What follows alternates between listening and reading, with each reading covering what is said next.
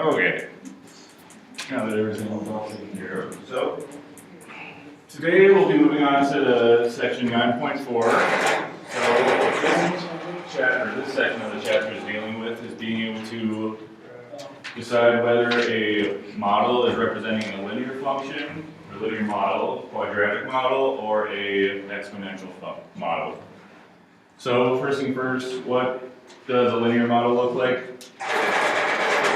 Just a straight line, right? What's a quadratic model look like? Like that one.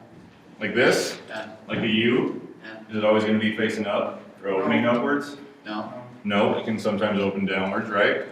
And then what's an exponential function look like? Looks like an L or backwards L or J or something like that, right? Right, so you guys all know what they should look like, right? Straight lines, U's, and then L's or J's. So this first little example right there, it says graph these ordered pairs right there. And they already did that for us, so we have negative 2, 0 right there. I'll make that a little bigger because it's really hard to see. Negative 2, 0, negative 1, negative 3, 0, negative 4, 1, negative 3, and then 2, 0. So after they do that, they just connect the points. Looks to be a U shape, so is this linear, quadratic, or exponential? Quadratic. Quadratic because it looks like that U, right? So just looking at graphs, you guys are pretty good at just being able, straight lines linear, U's are quadratic, and then the L's or J's are exponential, right? Alright, so you guys will not always be given a graph. That makes it easy to identify if it's linear, quadratic, or exponential. Sometimes you'll just be given ordered pairs, and based on what is happening with your x values and y values, you can find out if it's linear, if it's quadratic, or if it is exponential. So, for linear functions, it has constant first differences. So, you guys know what a basic linear function looks like, right? It's just y equals, let's say 2x plus 1, right? Right, so what power is x being taken to? First power, right. So, since it's just being taken to the first power, we're just going to be looking at the first differences that come with our y values. So, from 5 to 2, what are we doing to our y values? We're subtracting 3. Subtracting 3, yep, they have that right there. Then from 2 to negative 1, do the same thing. So for every y value, they're just subtracting 3, right? So the constant first difference for this is minus 3, right? So if all of your difference, or if it has the same constant difference, you can say that these ordered pairs represent a linear function, okay? Now, when we move on to quadratic functions, they're going to have constant second differences. So you guys remember what quadratic formulas look like? They look like x squared plus 2, something like that, right? So what power is x being taken to? Second, so that's why we're going to the second difference. So just like we did with linear functions, you find all the differences between your y values. If they don't all add up to be the same thing, you can say, okay, these are not all the same numbers, so we have to go to the second difference to see if it's a quadratic function. So, first differences we find, negative 8 to negative 5. What are we doing? Adding 3. Adding 3, negative 5 to 0. Adding 5. And then 0 to 7. Adding 7. Right, those aren't the same number, are they? No. So, we can say this is not a what? Linear function. Right, since there's not a constant first difference, it's not a linear function. So then we move on to finding the second difference. So then we take what we found for our first difference, so these 3, 5, and 7. If you go from 3 to 5, what are you doing? Adding 2. Adding 2, and then 5 to 7? Adding 2. Right, so, same number? Yes. So that would be the constant second difference, that's where we get that. Then if it's, the constant second difference is the same number, we can say this is what kind of function? Quadratic function. Quadratic, right. Does anyone have any questions so far? No, seems pretty straightforward.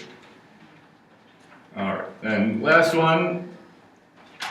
You guys have just been working a lot with exponential functions, so you should, how do we find constant, what am I trying to say, exponential functions? What is the common part? Multiply, and what's that called? Constant ratio. Constant ratio. So in order to be an exponential function, there has to be a constant ratio. So from -2 to -8, what are you doing? Multiply by 4. Multiply by 4. Are we doing that in every other step? Yeah, So we can say this is a, constant ratio. right? What kind of function is it? Exponential. Exponential function. Right. Alright, so we move on to the practice part of the notes. It says graph each data set. So you guys do that right now. You guys can graph points, right? I would hope so.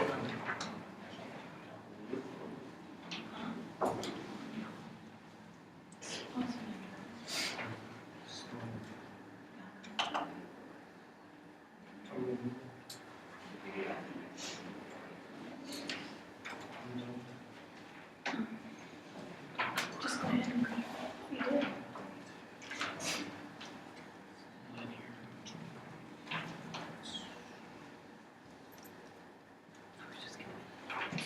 Sorry.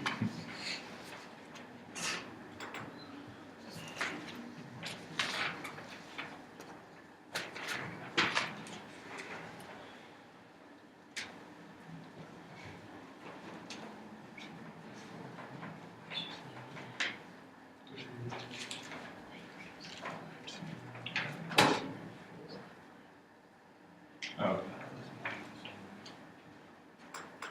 So did everyone, Now you're jumping right. oh, I'm not doing it right, am I? There we go. 1, 2, 2, 4. There we go. So now did everyone get the same points? Plotted like that? So we just connect our dots now, right? You can just draw a line through them.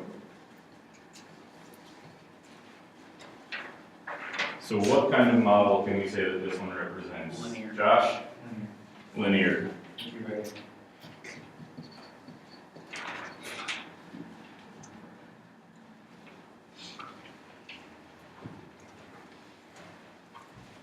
All right, you guys graph the next set of points.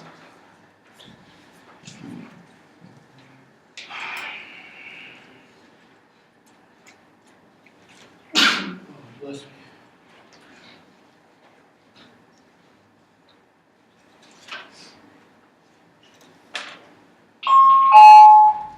This is Kristen. Yeah, Do you have time for a phone call? sure. Thank you.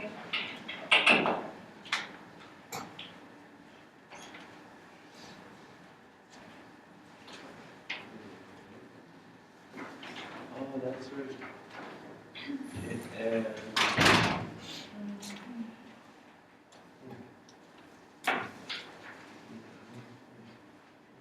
So with the linear function, like, so this is that because it's 1 down 3, 1 down 3, like, Oh, this one isn't referring to this one. So well, it's linear. it's linear, right? But we can So just, why is it then? why is it linear? Linear functions represent straight lines, right? How many options? There's 3 options. So this is a straight line? So is that a linear function? Alright, so did everyone get their points plotted? Points plotted? Yes. Alright, then you just connect the dots, right? We go, meow.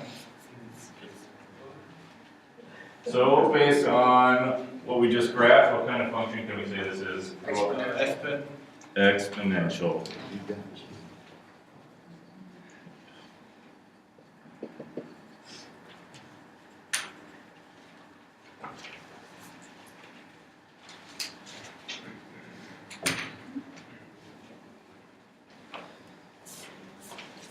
Alright, so moving on, now is when we're gonna be looking for either a common first, common first difference, common second difference, or if there's a constant ratio. So this first example, what do you guys think is happening to our y values? 2 times 2. Multiply. Right? Times 2 by 2. Okay, how'd you get that? 6 times 2 is 12, and Mhm. 12 times 2 is 24, and 24 times 2 is 48. Okay, so right there you have times 2, times 2, times 2. So, is there a, Exponential. yep, so this is a constant ratio, right? Because we're multiplying by the same number, right? So, after we look for the pattern, we determine what kind of model it is, so we can say this is a exponential. Second one is second difference, quadratic. How about everyone do their second ones? Yeah, number 2.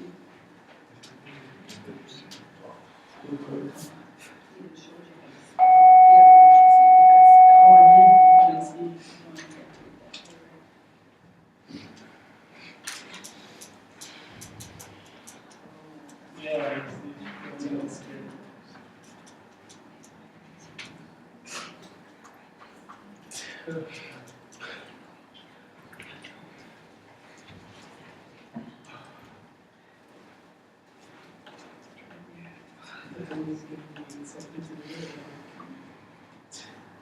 Okay, so if we're going through our y values, go from 10 to 18, what are we doing?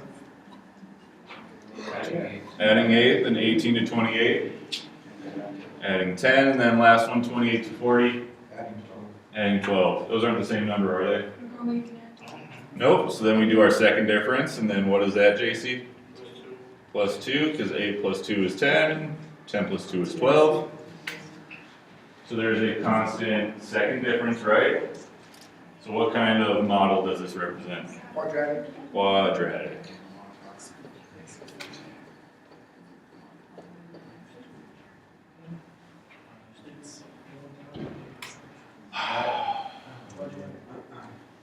And last one. You guys, a minute or two to work on that one if you haven't already.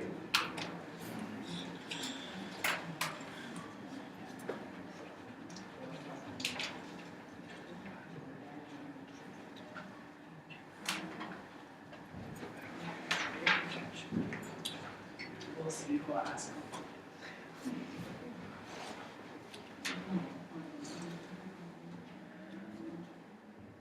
Linear.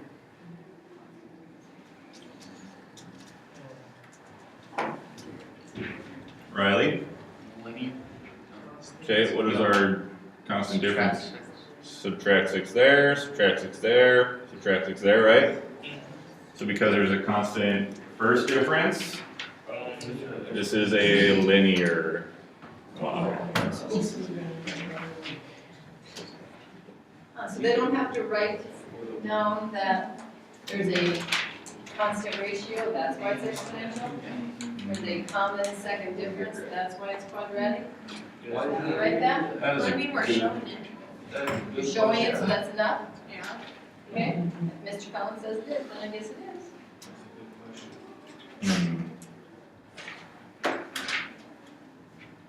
That's a good question. Why is it linear? Why is this one linear? Because we have a constant first difference of -6, right? But why is the other one That's exponential? Why is this one exponential? Because you're multiplying. Yeah, so when we have exponential functions, there we have a constant multiplier, right? Or a constant ratio. So this is the only one that has a multiplier, right? So that's why this one is exponential. Then this one What if it was addition, you know? This one was addition? Yeah, what if it was going up by, if it was 10, and, you Like know, 11, 16? Would there still be a constant difference between your Y values? As long as it's going down the same linear. That's how I do it. As As long long as there's not a second difference. Right, as long as you are adding or subtracting by the same number in each of these, in each of your Y values, then that's the same common difference, so that would be linear. So I'm gonna say that in our notes, we are going to write, at least in our notes. Okay, Okay. so the first one is exponential y, because there is a Constant. constant ratio, okay? And what is the constant ratio? Multiplied by 2. 2, so constant, you don't have to say multiplied by 2, you can just say there's a constant ratio of 2. If you took 12 and divided by 6, you'd get 2. Second difference. Okay, then the second one, Second difference. Not just second difference, what about that second difference? It is What? common, Common common second difference.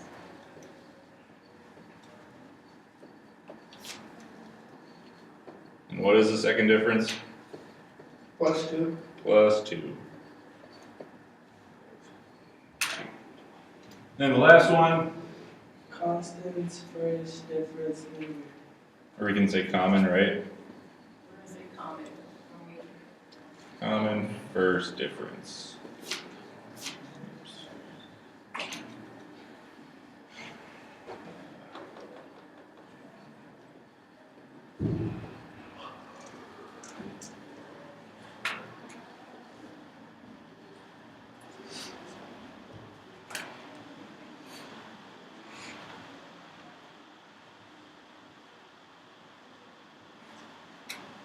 All right, so does anyone have any questions? No, about linear, quadratic, exponential functions? Nope, you guys are pros at it? Yep. Wonderful.